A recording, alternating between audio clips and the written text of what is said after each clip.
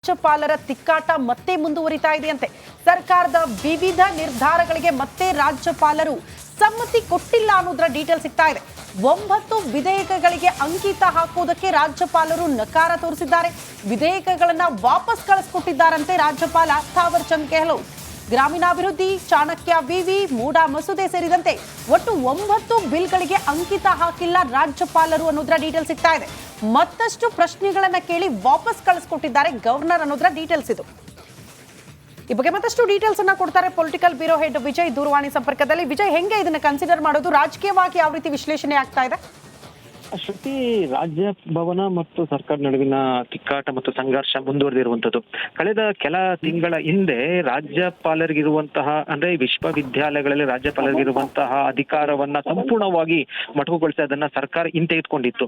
ಅಂದ್ರೆ ಈಗ ಮೂಡ ವಿಚಾರ ಸಂಬಂಧಪಟ್ಟಂತೆ ಏನು ರಾಜ್ಯಪಾಲ ತೆಗೆದುಕೊಂಡ ನಿರ್ಧಾರ ಇದೆ. ಅದಾದ ಬಳಿಕ ಸರ್ಕಾರ ರಾಜ್ಯಪಾಲರಿಗಿರುವಂತಹ ಅಧಿಕಾರ ವಿಶ್ವವಿದ್ಯಾಲಯಗಳಲ್ಲಿ ಅದನ್ನ ವಾಪಸ್ ತೆಗೆದುಕೊಂಡಿತ್ತು. ಅದಾದ ಬಳಿಕ ಈಗ ರಾಜ್ಯಪಾಲರು ಮತ್ತೊಂದು ಸಂಘರ್ಷಕ್ಕೆ ಮುಂದಾಗಿ ಕಳೆದ ವಿಧಾನಸಭಾ ಅಧಿವೇಶನದಲ್ಲಿ, ಬೆಳಗಾವಿ ಅಧಿವೇಶನದಲ್ಲಿ ತಂದಿದ್ದಂತ ಬಿಲ್ಗಳನ್ನ ಸುಮಾರು 16 ಬಿಲ್ಗಳನ್ನ ರಾಜ್ಯಪಾಲರು ಕಳಿಸಿತ್ತು. ಅದರಲ್ಲಿ 9 ಬಿಲ್ಗಳನ್ನ ವಾಪಸ್ ಕಳಿಸಿರುವಂತದ್ದು. ಅದರಲ್ಲಿ ಚಾಣಕ್ಯ ವಿವಿ ಸಂಬಂಧಪಟ್ಟಂತೆ ಮತ್ತು ಮೂಡಾಗಿ ವಿಚಾರ ಸಂಬಂಧಪಟ್ಟಂತೆ ಒಂದಷ್ಟು ತಿದ್ದುಪಡಿ ಆಗಿತ್ತು.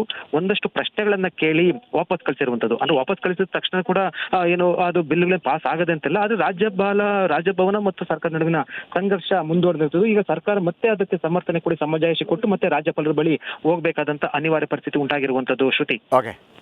ಓಕೆ ವಿಜಯ್, ಧನ್ಯವಾದಗಳು ತಮ್ಮೆಲ್ಲ ಮಾಹಿತಿಗೆ. ರಾಜ್ಯಪಾಲರ ತಿಕ್ಕಾಟ ಮತ್ತೆ ಮುಂದುವರಿತಾ ಇದೆಯಂತೆ. ಸರ್ಕಾರದ ವಿವಿಧ ನಿರ್ಧಾರಗಳಿಗೆ ಮತ್ತೆ ರಾಜ್ಯಪಾಲರು ಸಮ್ಮತಿ ಕೊಟ್ಟಿಲ್ಲ ಅನ್ನೋದರ ಡೀಟೇಲ್ ಸಿಗ್ತಾ ಇದೆ. 9 ವಿಧೇಯಕಗಳಿಗೆ ಅಂಕಿತ ಹಾಕುವುದಕ್ಕೆ ರಾಜ್ಯಪಾಲರು ನಕಾರ ತೋರಿಸಿದ್ದಾರೆ. ವಿಧೇಯಕಗಳನ್ನ ವಾಪಸ್ ಕಳಿಸಿಕೊಟ್ಟಿದ್ದಾರಂತೆ ರಾಜ್ಯಪಾಲ ಥಾವರ್ ಚಂದ್ ಗೆಹ್ಲೋಟ್. ಗ್ರಾಮೀಣಾಭಿವೃದ್ಧಿ, ಚಾಣಕ್ಯ ವಿವಿ, ಮೂಡಾ ಮಸೂದೆ ಸೇರಿದಂತೆ ಒಟ್ಟು 9 ಬಿಲ್ಗಳಿಗೆ ಅಂಕಿತ ಹಾಕಿಲ್ಲ ರಾಜ್ಯಪಾಲರು ಅನ್ನೋದರ ಡೀಟೇಲ್ ಸಿಗ್ತಾ ಇದೆ. ಮತ್ತಷ್ಟು ಪ್ರಶ್ನೆಗಳನ್ನ ಕೇಳಿ ವಾಪಸ್ ಕಳಿಸಿಕೊಟ್ಟಿದ್ದಾರೆ ಗವರ್ನರ್ ಅನ್ನೋದರ ಡೀಟೇಲ್ಸ್ ಇದು. ಈ ಬಗ್ಗೆ ಮತ್ತಷ್ಟು ಡೀಟೇಲ್ಸ್ ಅನ್ನ ಕೊಡ್ತಾರೆ ಪೊಲಿಟಿಕಲ್ ಬ್ಯೂರೋ ಹೆಡ್ ವಿಜಯ್ ದೂರವಾಣಿ ಸಂಪರ್ಕದಲ್ಲಿ. ವಿಜಯ್, ಹೆಂಗೆ ಇದನ್ನ ಕನ್ಸಿಡರ್ ಮಾಡೋದು? ರಾಜಕೀಯವಾಗಿ ಯಾವ ರೀತಿ ವಿಶ್ಲೇಷಣೆ ಆಗ್ತಾ ಇದೆ?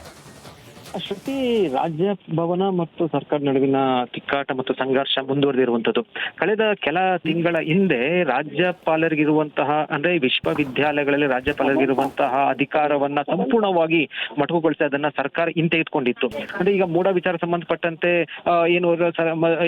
ರಾಜ್ಯಪಾಲ ತೆಗೆದುಕೊಂಡ ನಿರ್ಧಾರ ಇದೆ. ಅದಾದ ಬಳಿಕ ಸರ್ಕಾರ ರಾಜ್ಯಪಾಲರಿಗಿರುವಂತಹ ಅಧಿಕಾರ ವಿಶ್ವವಿದ್ಯಾಲಯಗಳಲ್ಲಿ ಅದನ್ನ ವಾಪಸ್ ತೆಗೆದುಕೊಂಡಿತ್ತು. ಅದಾದ ಬಳಿಕ ಈಗ ರಾಜ್ಯಪಾಲರು ಮತ್ತೊಂದು ಸಂಘರ್ಷಕ್ಕೆ ಮುಂದಾಗಿ ಕಳೆದ ವಿಧಾನಸಭಾ ಅಧಿವೇಶನದಲ್ಲಿ, ಬೆಳಗಾವಿ ಅಧಿವೇಶನದಲ್ಲಿ ತಂದಿದ್ದಂತ ಬಿಲ್ಗಳನ್ನ ಸುಮಾರು 16 ಬಿಲ್ಗಳನ್ನ ರಾಜ್ಯಪಾಲರು ಕಳಿಸಿತ್ತು. ಅದರಲ್ಲಿ 9 ಬಿಲ್ಗಳನ್ನ ವಾಪಸ್ ಕಳಿಸಿರುವಂತದ್ದು. ಅದರಲ್ಲಿ ಚಾಣಕ್ಯ ವಿವಿ ಸಂಬಂಧಪಟ್ಟಂತೆ ಮತ್ತು ಮೂಡಾಗಿ ವಿಚಾರ ಸಂಬಂಧಪಟ್ಟಂತೆ ಒಂದಷ್ಟು ತಿದ್ದುಪಡಿ ಆಗಿತ್ತು.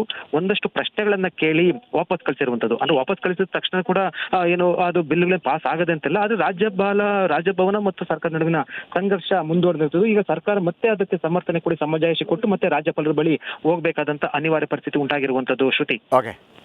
ಓಕೆ ವಿಜಯ್, ಧನ್ಯವಾದಗಳು ತಮ್ಮೆಲ್ಲ ಮಾಹಿತಿಗೆ. ರಾಜ್ಯಪಾಲರ ತಿಕ್ಕಾಟ ಮತ್ತೆ ಮುಂದುವರಿತಾ ಇದೆಯಂತೆ. ಸರ್ಕಾರದ ವಿವಿಧ ನಿರ್ಧಾರಗಳಿಗೆ ಮತ್ತೆ ರಾಜ್ಯಪಾಲರು ಸಮ್ಮತಿ ಕೊಟ್ಟಿಲ್ಲ ಅನ್ನೋದರ ಡೀಟೇಲ್ ಸಿಗ್ತಾ ಇದೆ. 9 ವಿಧೇಯಕಗಳಿಗೆ ಅಂಕಿತ ಹಾಕುವುದಕ್ಕೆ ರಾಜ್ಯಪಾಲರು ನಕಾರ ತೋರಿಸಿದ್ದಾರೆ. ವಿಧೇಯಕಗಳನ್ನ ವಾಪಸ್ ಕಳಿಸಿಕೊಟ್ಟಿದ್ದಾರಂತೆ ರಾಜ್ಯಪಾಲ ಥಾವರ್ ಚಂದ್ ಗೆಹ್ಲೋಟ್. ಗ್ರಾಮೀಣಾಭಿವೃದ್ಧಿ, ಚಾಣಕ್ಯ ವಿವಿ, ಮೂಡಾ ಮಸೂದೆ ಸೇರಿದಂತೆ ಒಟ್ಟು 9 ಬಿಲ್ಗಳಿಗೆ ಅಂಕಿತ ಹಾಕಿಲ್ಲ ರಾಜ್ಯಪಾಲರು ಅನ್ನೋದರ ಡೀಟೇಲ್ ಸಿಗ್ತಾ ಇದೆ. ಮತ್ತಷ್ಟು ಪ್ರಶ್ನೆಗಳನ್ನ ಕೇಳಿ ವಾಪಸ್ ಕಳಿಸಿಕೊಟ್ಟಿದ್ದಾರೆ ಗವರ್ನರ್ ಅನ್ನೋದರ ಡೀಟೇಲ್ಸ್ ಇದು. ಈ ಬಗ್ಗೆ ಮತ್ತಷ್ಟು ಡೀಟೇಲ್ಸ್ ಅನ್ನ ಕೊಡ್ತಾರೆ ಪೊಲಿಟಿಕಲ್ ಬ್ಯೂರೋ ಹೆಡ್ ವಿಜಯ್ ದೂರವಾಣಿ ಸಂಪರ್ಕದಲ್ಲಿ. ವಿಜಯ್, ಹೆಂಗೆ ಇದನ್ನ ಕನ್ಸಿಡರ್ ಮಾಡೋದು? ರಾಜಕೀಯವಾಗಿ ಯಾವ ರೀತಿ ವಿಶ್ಲೇಷಣೆ ಆಗ್ತಾ ಇದೆ? ಶ್ರುತಿ, ರಾಜ್ಯ ಭವನ ಮತ್ತು ಸರ್ಕಾರ ನಡುವಿನ ತಿಕ್ಕಾಟ ಮತ್ತು ಸಂಘರ್ಷ ಮುಂದುವರೆದಿರುವಂತದ್ದು. ಕಳೆದ ಕೆಲ ತಿಂಗಳ ಹಿಂದೆ ರಾಜ್ಯಪಾಲರಿಗಿರುವಂತಹ ಅಂದ್ರೆ ವಿಶ್ವವಿದ್ಯಾಲಯಗಳಲ್ಲಿ ರಾಜ್ಯಪಾಲರಿಗಿರುವಂತಹ ಅಧಿಕಾರವನ್ನ ಸಂಪೂರ್ಣವಾಗಿ ಮೊಟಕುಗೊಳಿಸಿ ಅದನ್ನ ಸರ್ಕಾರ ಹಿಂತೆಗೆದುಕೊಂಡಿತ್ತು. ಅಂದ್ರೆ ಈಗ ಮೂಡ ವಿಚಾರ ಸಂಬಂಧಪಟ್ಟಂತೆ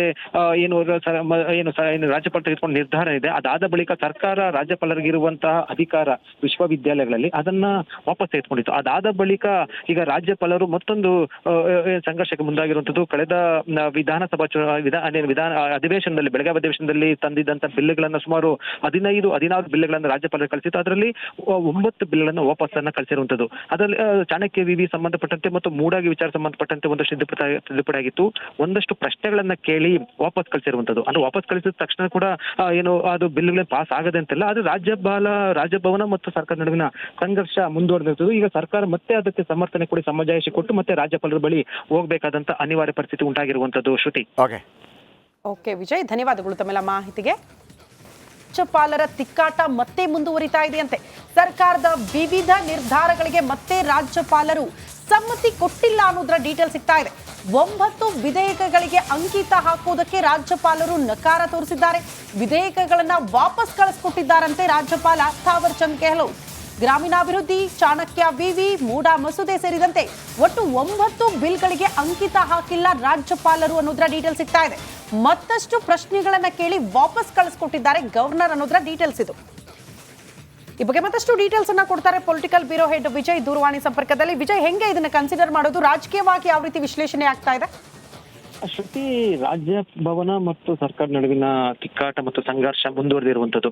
ಕಳೆದ ಕೆಲ ತಿಂಗಳ ಹಿಂದೆ ರಾಜ್ಯಪಾಲರಿಗಿರುವಂತಹ ಅಂದ್ರೆ ವಿಶ್ವವಿದ್ಯಾಲಯಗಳಲ್ಲಿ ರಾಜ್ಯಪಾಲರಿಗಿರುವಂತಹ ಅಧಿಕಾರವನ್ನ ಸಂಪೂರ್ಣವಾಗಿ ಮೊಟಕುಗೊಳಿಸಿ ಅದನ್ನ ಸರ್ಕಾರ ಹಿಂತೆಗೆದುಕೊಂಡಿತ್ತು. ಅಂದ್ರೆ ಈಗ ಮೂಡ ವಿಚಾರ ಸಂಬಂಧಪಟ್ಟಂತೆ ಏನು ರಾಜ್ಯಪಾಲ ತೆಗೆದುಕೊಂಡ ನಿರ್ಧಾರ ಇದೆ. ಅದಾದ ಬಳಿಕ ಸರ್ಕಾರ ರಾಜ್ಯಪಾಲರಿಗಿರುವಂತಹ ಅಧಿಕಾರ ವಿಶ್ವವಿದ್ಯಾಲಯಗಳಲ್ಲಿ ಅದನ್ನ ವಾಪಸ್ ತೆಗೆದುಕೊಂಡಿತ್ತು. ಅದಾದ ಬಳಿಕ ಈಗ ರಾಜ್ಯಪಾಲರು ಮತ್ತೊಂದು ಸಂಘರ್ಷಕ್ಕೆ ಮುಂದಾಗಿರುವಂತದ್ದು. ಕಳೆದ ವಿಧಾನಸಭಾ ಅಧಿವೇಶನದಲ್ಲಿ ಬೆಳಗಾವಿ ಅಧಿವೇಶನದಲ್ಲಿ ತಂದಿದ್ದಂತ ಬಿಲ್ಗಳನ್ನ ಸುಮಾರು 16 ಬಿಲ್ಗಳನ್ನ ರಾಜ್ಯಪಾಲರು ಕಳಿಸಿತ್ತು. ಅದರಲ್ಲಿ 9 ಬಿಲ್ಗಳನ್ನ ವಾಪಸ್ಸನ್ನ ಕಳಿಸಿರುವಂತದ್ದು. ಅದರಲ್ಲಿ ಚಾಣಕ್ಯ ವಿವಿ ಸಂಬಂಧಪಟ್ಟಂತೆ ಮತ್ತು ಮೂಡಾಗಿ ವಿಚಾರ ಸಂಬಂಧಪಟ್ಟಂತೆ ಒಂದಷ್ಟು ತಿದ್ದುಪಡಿ ಆಗಿತ್ತು. ಒಂದಷ್ಟು ಪ್ರಶ್ನೆಗಳನ್ನ ಕೇಳಿ ವಾಪಸ್ ಕಳಿಸಿರುವಂತದ್ದು. ಅಂದ್ರೆ ವಾಪಸ್ ಕಳಿಸಿದ ತಕ್ಷಣ ಕೂಡ ಏನು ಅದು ಬಿಲ್ಗಳೇ ಪಾಸ್ ಆಗದೆ ಅಂತೆಲ್ಲ, ಆದ್ರೆ ರಾಜಭವನ ಮತ್ತು ಸರ್ಕಾರ ನಡುವಿನ ಸಂಘರ್ಷ ಮುಂದುವರೆದಿರುತ್ತದೆ. ಈಗ ಸರ್ಕಾರ ಮತ್ತೆ ಅದಕ್ಕೆ ಸಮರ್ಥನೆ ಕೊಡಿ, ಸಮಜಾಯಿಷಿ ಕೊಟ್ಟು ಮತ್ತೆ ರಾಜ್ಯಪಾಲರ ಬಳಿ ಹೋಗಬೇಕಾದಂತ ಅನಿವಾರ್ಯ ಪರಿಸ್ಥಿತಿ ಉಂಟಾಗಿರುವಂತದ್ದು. ಶ್ರುತಿ. ಓಕೆ ವಿಜಯ್, ಧನ್ಯವಾದಗಳು ತಮ್ಮೆಲ್ಲ ಮಾಹಿತಿಗೆ. ರಾಜ್ಯಪಾಲರ ತಿಕ್ಕಾಟ ಮತ್ತೆ ಮುಂದುವರಿತಾ ಇದೆಯಂತೆ.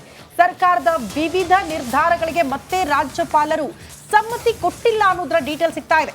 9 ವಿಧೇಯಕಗಳಿಗೆ ಅಂಕಿತ ಹಾಕುವುದಕ್ಕೆ ರಾಜ್ಯಪಾಲರು ನಕಾರ ತೋರಿಸಿದ್ದಾರೆ. ವಿಧೇಯಕಗಳನ್ನ ವಾಪಸ್ ಕಳಿಸ್ಕೊಟ್ಟಿದ್ದಾರಂತೆ ರಾಜ್ಯಪಾಲ ಥಾವರ್ ಚಂದ್ ಗೆಹ್ಲೋಟ್. ಗ್ರಾಮೀಣಾಭಿವೃದ್ಧಿ, ಚಾಣಕ್ಯ ವಿವಿ, ಮೂಡಾ ಮಸೂದೆ ಸೇರಿದಂತೆ ಒಟ್ಟು 9 ಬಿಲ್ಗಳಿಗೆ ಅಂಕಿತ ಹಾಕಿಲ್ಲ ರಾಜ್ಯಪಾಲರು ಅನ್ನೋದ್ರ ಡೀಟೇಲ್ ಸಿಗ್ತಾ ಇದೆ. ಮತ್ತಷ್ಟು ಪ್ರಶ್ನೆಗಳನ್ನ ಕೇಳಿ ವಾಪಸ್ ಕಳಿಸ್ಕೊಟ್ಟಿದ್ದಾರೆ ಗವರ್ನರ್ ಅನ್ನೋದ್ರ ಡೀಟೇಲ್ಸ್ ಇದು.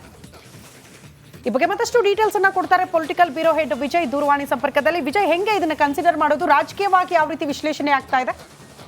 ಶ್ರುತಿ, ರಾಜ್ಯ ಭವನ ಮತ್ತು ಸರ್ಕಾರ ನಡುವಿನ ತಿಕ್ಕಾಟ ಮತ್ತು ಸಂಘರ್ಷ ಮುಂದುವರೆದಿರುವಂತದ್ದು. ಕಳೆದ ಕೆಲ ತಿಂಗಳ ಹಿಂದೆ ರಾಜ್ಯಪಾಲರಿಗಿರುವಂತಹ ಅಂದ್ರೆ ವಿಶ್ವವಿದ್ಯಾಲಯಗಳಲ್ಲಿ ರಾಜ್ಯಪಾಲರಿಗಿರುವಂತಹ ಅಧಿಕಾರವನ್ನ ಸಂಪೂರ್ಣವಾಗಿ ಮೊಟಕುಗೊಳಿಸಿ ಅದನ್ನ ಸರ್ಕಾರ ಹಿಂತೆಗೆದುಕೊಂಡಿತ್ತು.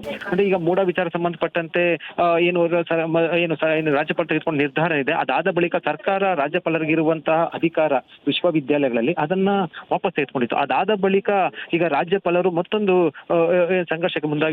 ಕಳೆದ ವಿಧಾನಸಭಾ ಅಧಿವೇಶನದಲ್ಲಿ ಬೆಳಗಾವಿ ಅಧಿವೇಶನದಲ್ಲಿ ತಂದಿದ್ದಂತ ಬಿಲ್ಗಳನ್ನ ಸುಮಾರು 16 ಬಿಲ್ಗಳನ್ನ ರಾಜ್ಯಪಾಲರು ಕಳಿಸಿತ್ತು. ಅದರಲ್ಲಿ 9 ಬಿಲ್ಗಳನ್ನ ವಾಪಸ್ಸನ್ನ ಕಳಿಸಿರುವಂತದ್ದು.